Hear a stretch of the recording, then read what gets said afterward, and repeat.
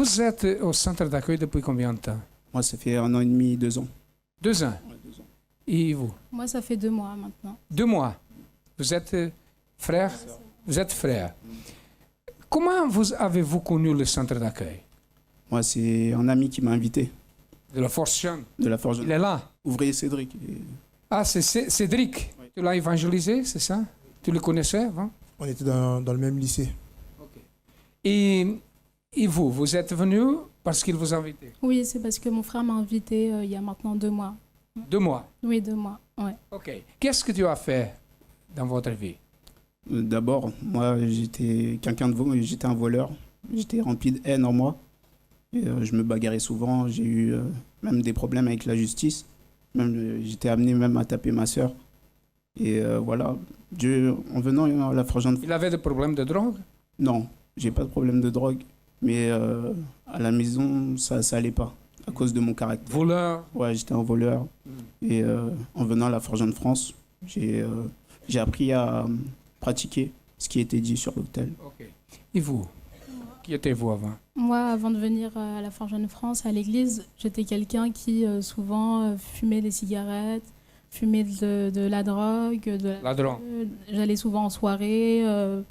J'allais à la fac, mais à côté de la fac, je fumais souvent avec mes amis. J'étais très influençable à ce niveau-là. Et maintenant? Maintenant, j'ai totalement arrêté. J'ai décidé de suivre la parole du Seigneur. Et 2 mois seulement. en 2 mois, j'ai arrêté. OK. Votre père vous a posé une question, n'est-ce pas? C'est à vous les deux? Oui. Qu'est-ce qu'il a dit? Il savait qu'on allait à l'église. On lui a dit qu'on allait au centre d'accueil. Et il nous a dit qu'il connaissait parce qu'il priait pour nous. Il y a 1 semaine que j'ai su qu'il priait pour nous avec l'album de famille. C'est en 1996 en fait qu'il y allait Ça, c'est de 1996? et on a découvert il y a 1 semaine qu'il y allait souvent et qu'il avait un jour prié pour nous lors de la réunion de prière du jeudi. Ça, c'est l'album de famille de 1996. Et la prière de son père était que ses enfants venaient à l'église, mais il n'a pas réussi. Soit son père a déjà abandonné, mais Dieu est fidèle. Amen. Son 19 ans qu'il a commencé, hein, il a prié pour ses enfants.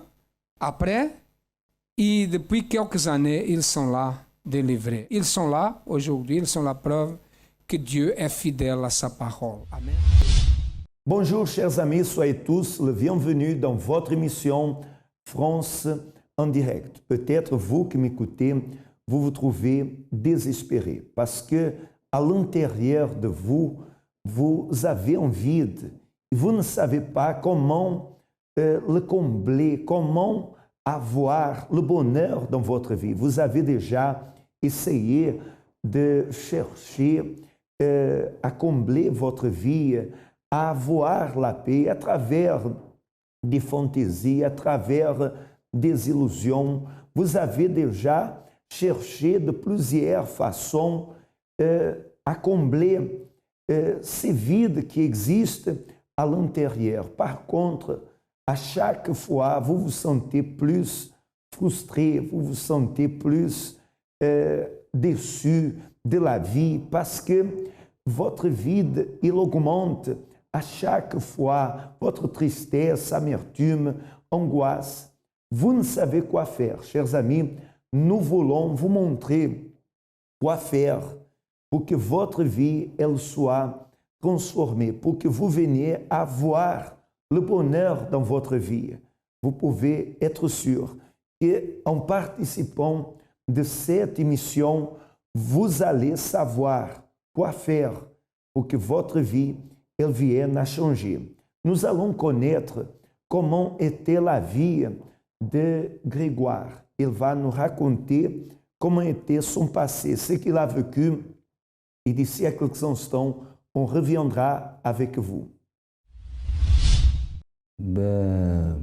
Avant d'arriver au centre d'accueil, j'étais vicié. J'étais, je ne peux pas dire alcoolique, mais je prenais de l'alcool.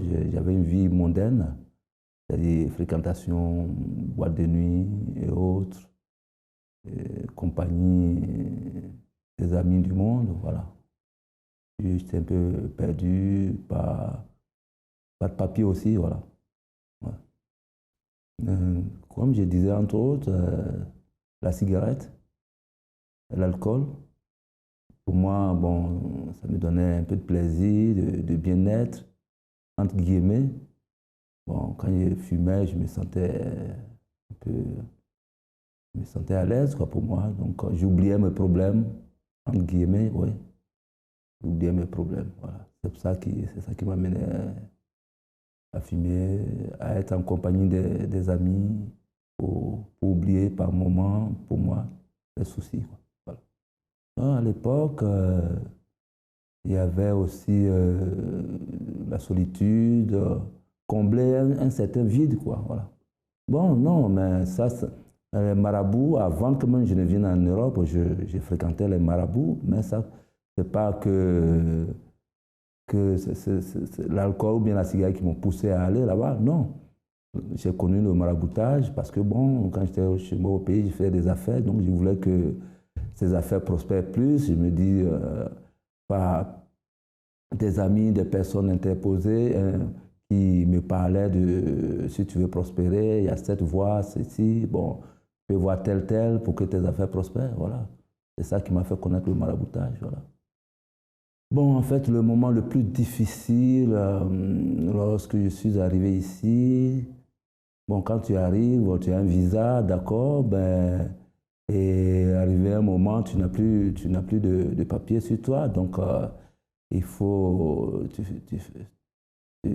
es face à la réalité, ce dont on parlait de l'Europe, c'est pas ça, tu es en face de la réalité, donc il faut lutter pour avoir les documents, pour être régularisé. Ça, c'était toute une bataille, toute une lutte. Donc, c'est ce moment de régularisation qui a été vraiment assez difficile pour moi. Trouver du travail digne, voilà. C'est ça qui était assez difficile pour moi. Voyez la situation de Grégoire, voyez la vie qu'il menait. Lui qui essayait de combler le vide à travers, comme il a utilisé une vie mondaine, à travers les boîtes de nuit, à travers les illusions. Par contre, il se sentait seul. Il avait l'amertume à l'intérieur de lui. Et en plus de ça, une personne sans papier. Sa vie était détruite. Mais vous pouvez être sûr que les personnes qui arrivent ici dans l'émission pour raconter son cas véridique, c'est parce qu'elles ont un avant et un après. La situation qu'elles sont en train de vivre actuellement, cela est très différent de ce qu'elles ont vécu dans le passé. Par contre, peut-être, vous qui êtes en train de participer, vous vous avez identifié avec le passé de lui. Alors, amis, chers amis, vous devez maintenant être attentif. Vous devez voir ce qu'il a fait et comment se trouve actuellement sa vie. Accompagnez et nous allons revenir tout de suite après.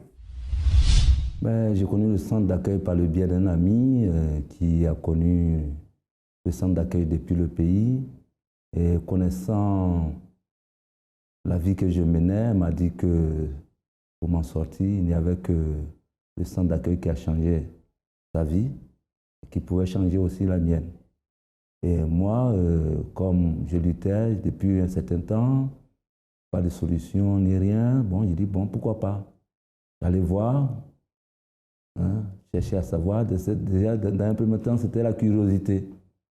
Donc, je l'ai suivi, bon, je suis venu, de réunion en réunion. Surtout, déjà, à la base même, il y avait d'autres fréquentations avant de connaître le centre d'accueil, des lieux dits religieux traditionnels, je fréquentais, mais c'était complètement différent.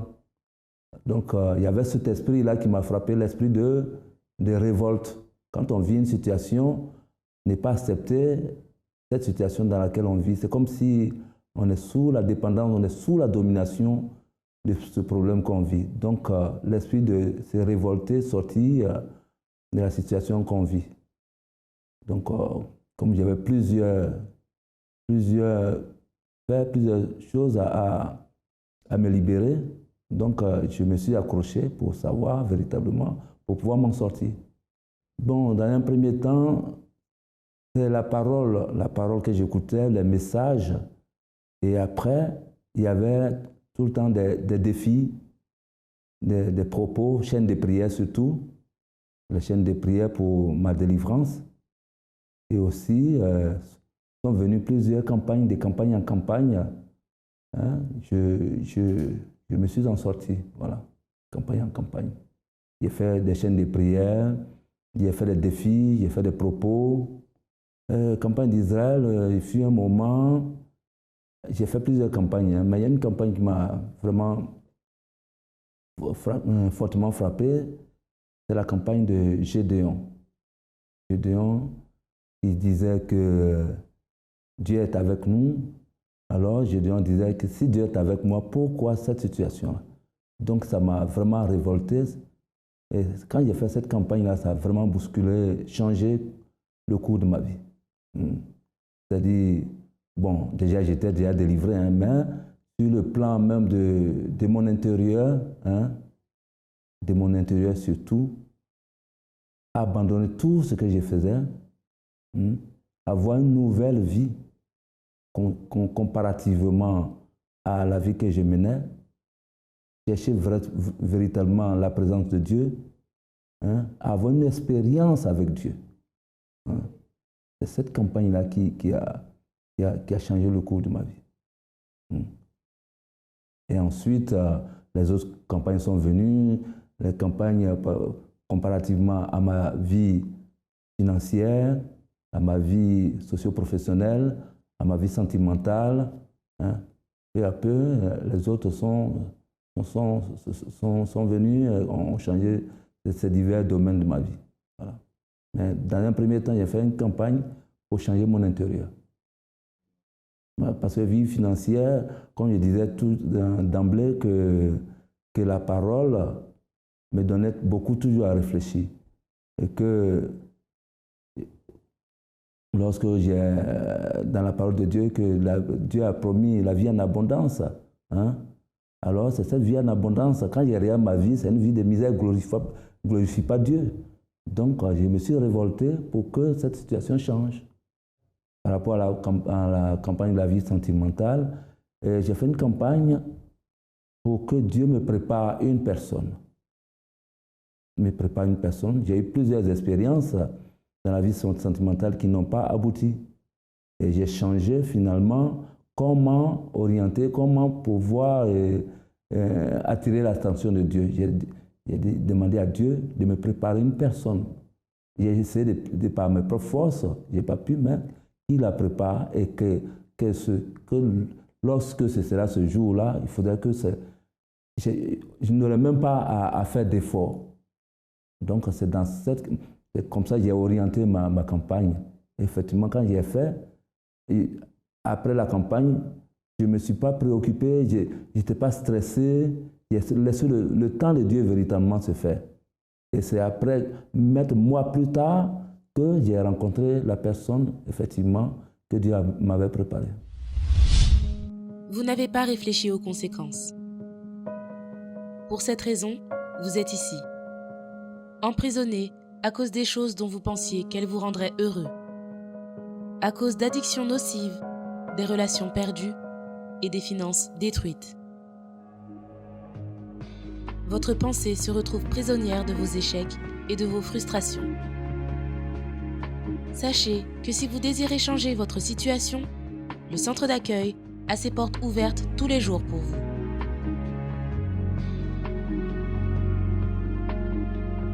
Nous souhaitons vous aider à vous libérer de toute prison où vous vous trouvez. Centre d'accueil. Définissez aujourd'hui ce que vous voulez vivre demain. À plusieurs, j'ai conquis plusieurs choses.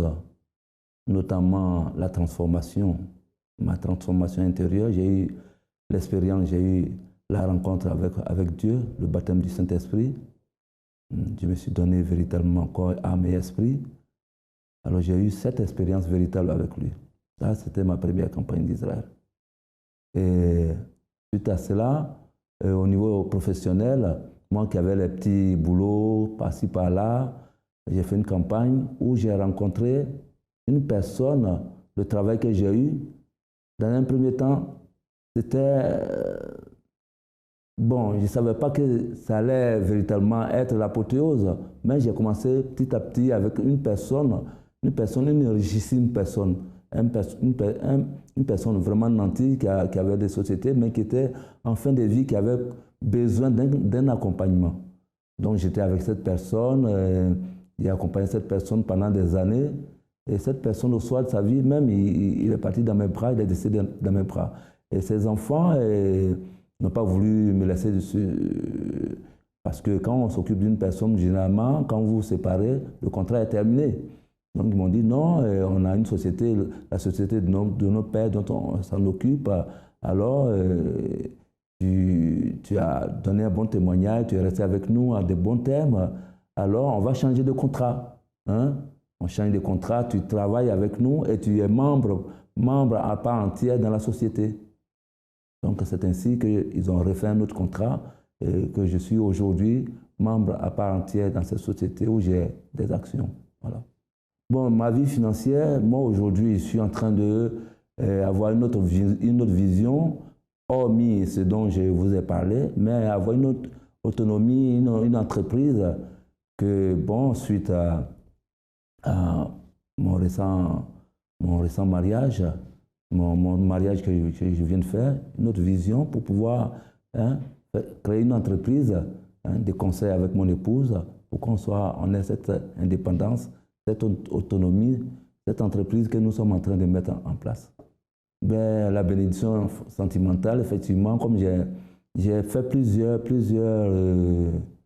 j'ai eu plusieurs mauvaises expériences, j'ai cherché plusieurs fois, mais c'est des expériences qui n'ont pas abouti. Du coup, j'ai changé ma manière de présenter cette cause à Dieu. Hein.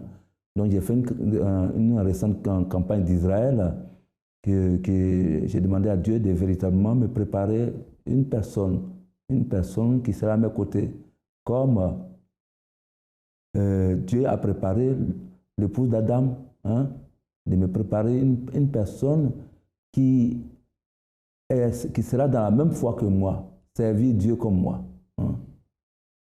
Donc c'est comme ça que j'ai orienté ma demande lors de la campagne d'Israël. Et quand je l'ai faite, la réponse n'est pas venue tout de suite, mais je ne me suis pas laissé préoccuper, stressé par rapport à ça. J'ai fait, mais j'étais tranquille, j'étais sûr et certain que ma prière était déjà répondue. Donc ce n'est que récemment, il y a quelques mois en arrière, que j'ai rencontré la personne effectivement que Dieu a mis dans mes chemins. Et je me suis marié il y a un mois de cela.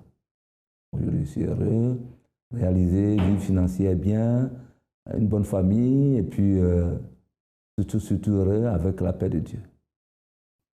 Le centre d'accueil, pour moi, le centre d'accueil m'a permis de rencontrer Dieu, de connaître Dieu. M'a permis de connaître qui est véritablement Dieu.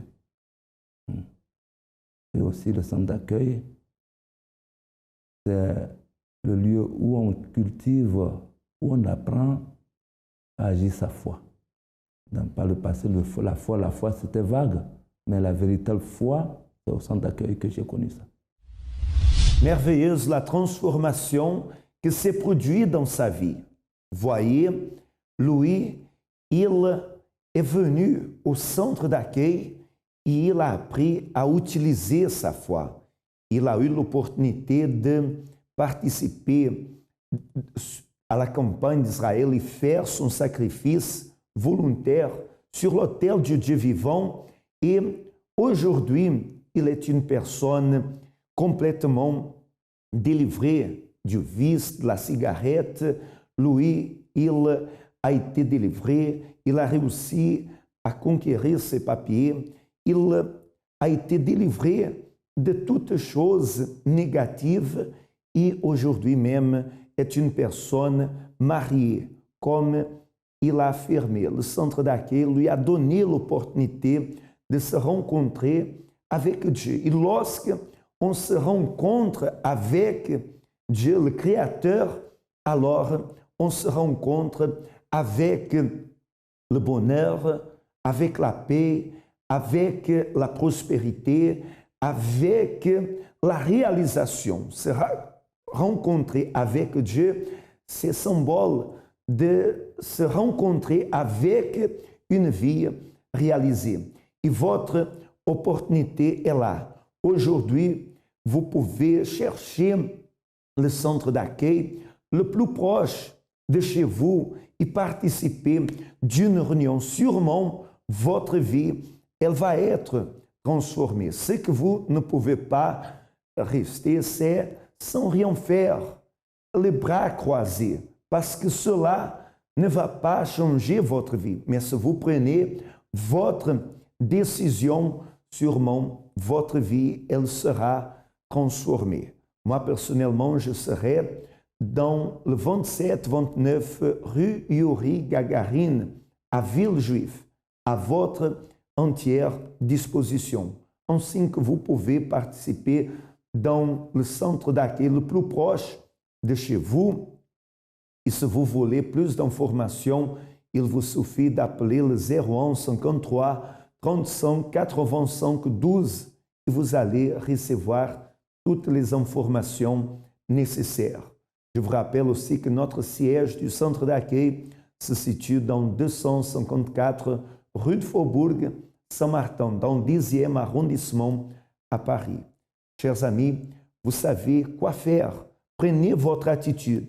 Vous allez voir que votre vie, elle va changer. Votre vie, elle va être transformée. Et cette transformation, elle se produira de l'intérieur pour l'extérieur.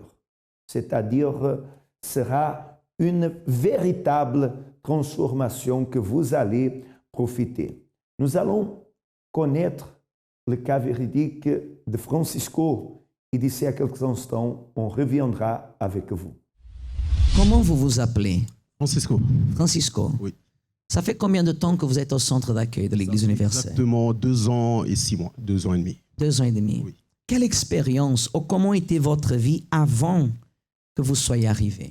Ma vie, disons, était sans direction, c'est-à-dire je vivais dans le monde, j'étais vicié dans la pornographie, j'avais une dette de 10 000 euros parce que j'avais commis des magouilles et disons que j'ai été interdit bancaire et je devais 10 000 euros à la Banque de France.